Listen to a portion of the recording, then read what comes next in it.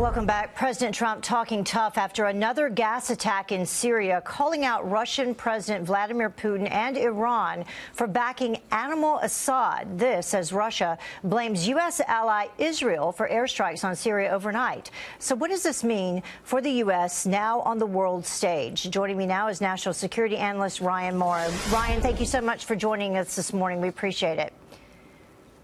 Thanks for having me. So this story continues to develop, coming about 1 year, almost exactly 1 year after another deadly chemical attack there in Syria.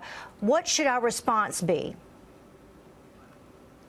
I see no other option besides military action. I think I would actually be surprised if by the end of this week we're not talking about American airstrikes on Syrian targets, not just one of them, not just one airbase like we did last time, but multiple, probably designed to severely damage, if not completely remove the Syrian Air Force from the skies. Because if our standard before was to respond to chemical attacks and we blew up one airbase, well, Assad just did it again. That's quite a challenge, and I don't think Trump wants to back down from a challenge. And that's what I'm wondering, since the response 1 year ago and that attack that I mentioned was to launch Tomahawk missiles, what should the response be this time around? The same or different? Bigger, probably longer. And that's because, like I said, we have to actually make Assad's grip on power loosen. He doesn't care if he loses people within his military. He doesn't care if his own civilians die. What he does care about is his own power. So if the U.S. targets the Syrian Air Force, individual military units involved in chemical attacks, to the point where Assad says, look, I'm losing territory, I'm hurting myself, then that could possibly deter him. But more broadly, we also have to think of the terrorist groups beyond ISIS that could benefit from Assad losing territory. And frankly, I think we need to double down on our support for the Kurds, Christians, and Arabs allied with us in northern Syria so that we have some type of long-term partner there, because I've got news for you, Turkey is not that partner, so we have a lot of people, including so-called friends, who are acting as spoilers. Yeah. Here's something else that President Trump tweeted over the weekend, and this was in reference to Obama and the red line. He said if President Obama had crossed his stated red line in the sand, the Syrian disaster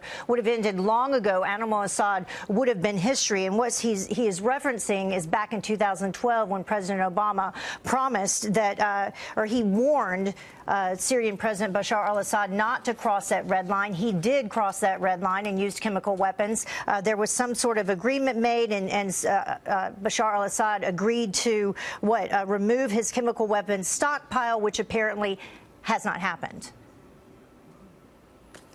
Right. I don't necessarily agree with Trump because, look, he enforced Obama's red line last year, and Assad waited a while and then started up the chemical attacks again. And then they started increasing as he saw a lack of international care for the Syrian people. And so now he's back at it, and it's time for the United States to respond. But what I want viewers to understand is that over the next week, you're probably going to be bombarded with disinformation from the propagandists of Russia, Iran, and Assad.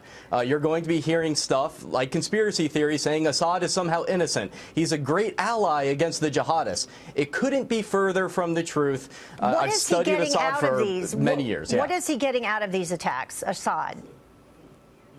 His forces are overstretched. So when he gets bogged down in certain areas that are held by rebels and or terrorists, because not everyone fighting Assad is necessarily a freedom fighter, he has to use these type of chemical weapons in order to disperse the population so that he can better control it, and he's trying to regain as much territory as he possibly can.